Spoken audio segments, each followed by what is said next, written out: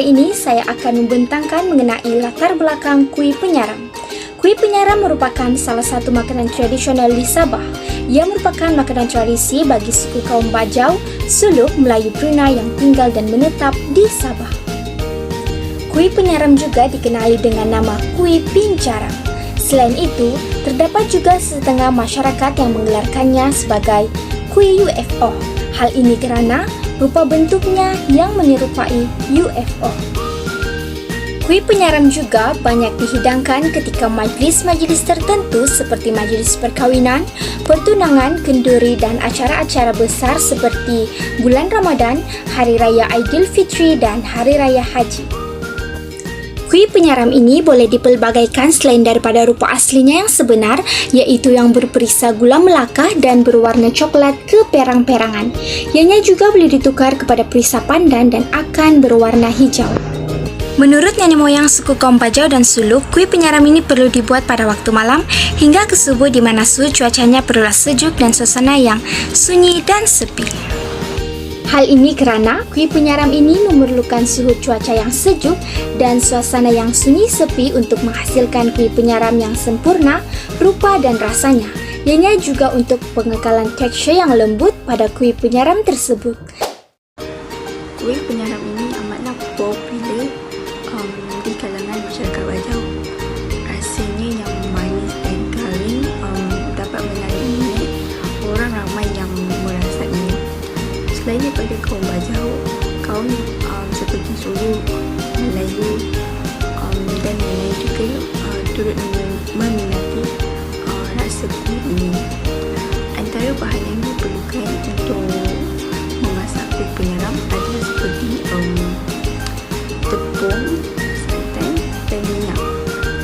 Kita dapat lihat kuih penyaram ini dihidangkan secara besar-besaran dalam majlis-majlis tertentu seperti majlis doa selamat ataupun majlis kesyukuran. Hai dan selamat pagi. Pada hari ini saya akan membentangkan mengenai salah satu daripada campuran pemasaran, iaitu harga.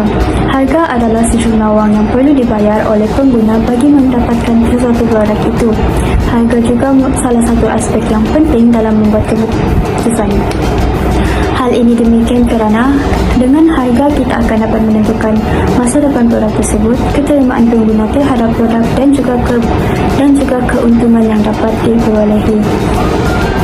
Oleh yang demikian, dalam menentukan harga sesuatu produk itu, kita perlulah melihat kepada beberapa faktor dan salah satunya adalah melihat kepada jumlah kos bahan yang diperlukan. Bagi menghasilkan kuih penyaram, dengan hanya mempunyai RM15 sahaja, kita akan dapat menghasilkan lebih kurang 300 kuih penyaram yang bersaiz kecil.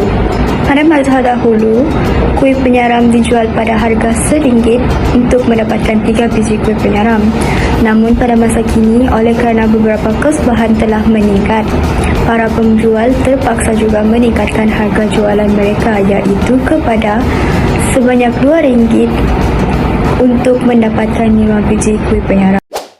Dalam campuran pemasaran, promosi ialah komunikasi untuk mempromosikan produk atau perkhidmatan dengan memaklumkan, memujuk dan mengingatkan tentang jenama.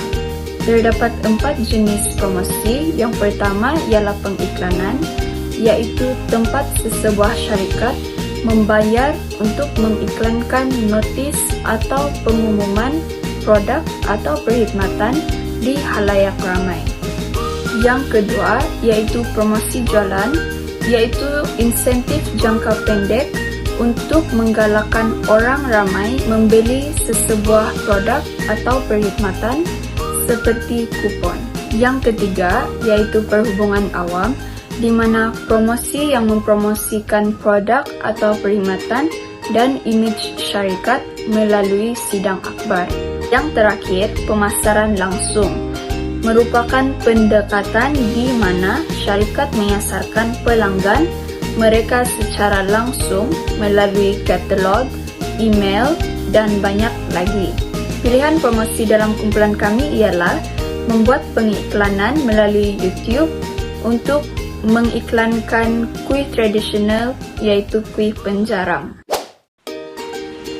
4PS seterusnya di dalam marketing adalah place, iaitu tempat. Tempat merujuk kepada lokasi di mana pelanggan boleh membeli produk ataupun perkhidmatan yang ditawarkan oleh sesebuah perniagaan. Tempat yang kami pilih untuk menjual kuih penjaram ini adalah di Pasar Tamu Tawau. Pembeli boleh datang ke Pasar Tamu Tuaran untuk membeli kuih penjaram kami. Selain itu, kami juga mempunyai perkhidmatan delivery.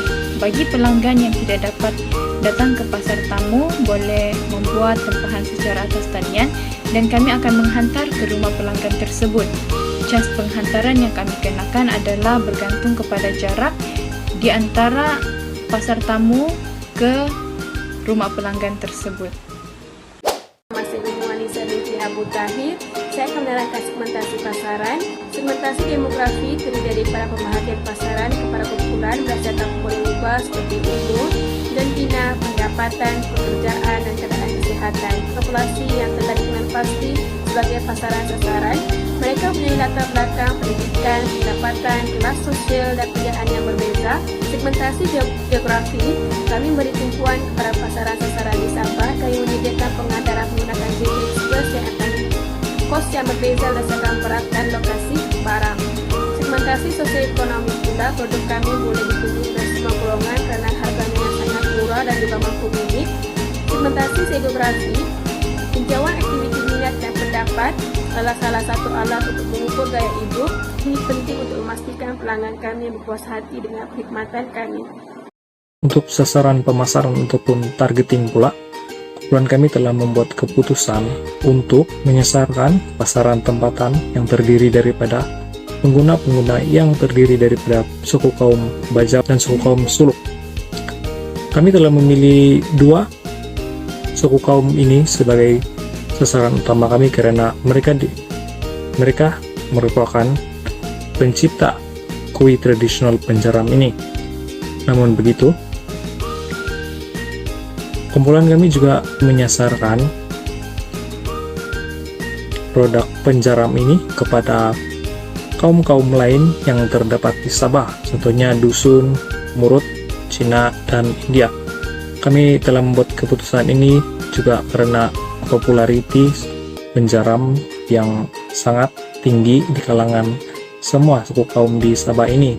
Oleh itu, kami sangat yakin di atas keputusan kami ini untuk memilih suku kaum yang terdapat di Sabah ini, terutamanya suku kaum Bajau dan Suluk sebagai sasaran utama. Saya Nur Wafi Sawani binti Muhsin. Saya akan meneruskan pembentangan pada bahagian strategi kedudukan pasaran bagi kuih penyaram, positioning. Video iklan kuih penyaram yang dihasilkan untuk memperkukuhkan identiti unik kuih tradisional suku kaum Bajau dalam kalangan masyarakat merupakan contoh strategi yang berkesan. Dengan mengiklankan dan memasarkan kuih penyaram ini mampu menarik minat rakyat Malaysia untuk merasai kelezatan kuih tradisional yang harus diwarisi untuk generasi muda akan datang. Kuih ini mampu bersaing di pasaran ekonomi kerana tidak semua peniaga mampu membuat kuih tradisional yang enak ini, menjadikan kuih penyaram ini menjadi rebutan dan mendapat tempahan yang tinggi terutama dalam kalangan orang dewasa. Seterusnya, saya akan membentangkan cara-cara untuk membuat penjaram. Sebelum membuat penjaram, semua bahan-bahan perlulah disediakan terlebih dahulu. Antara bahan-bahan untuk membuat penjaram adalah tepung beras, tepung gandum, gula pasir, gula melaka, garam dan sedikit air.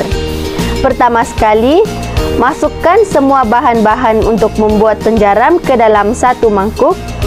Lalu kacau semua bahan tersebut sehingga menjadi satu adunan yang sebati. Dan pembentangan pada bahagian penyediaan kuih penyaram. Selepas adunan kuih telah disediakan, adunan kuih akan digoreng. Pastikan minyak dipanaskan pada api yang sederhana. Cara menggoreng kuih tersebut ialah sendukkan adunan dengan menggunakan senduk bulat dan tuang ke atas kuali secara menegak dan perlahan-lahan. Adunan tersebut akan membulat sendiri ke dalam kuali. Biarkan adunan sekejap dan balik-balikkan adunan. Apabila adunan nampak garing dan berubah warna menjadi coklat gelap, kuih boleh diangkat dan ditoskan. Kuih penyaram sedia untuk dihidang. Itu sahaja daripada kumpulan kami. Sekian, terima kasih.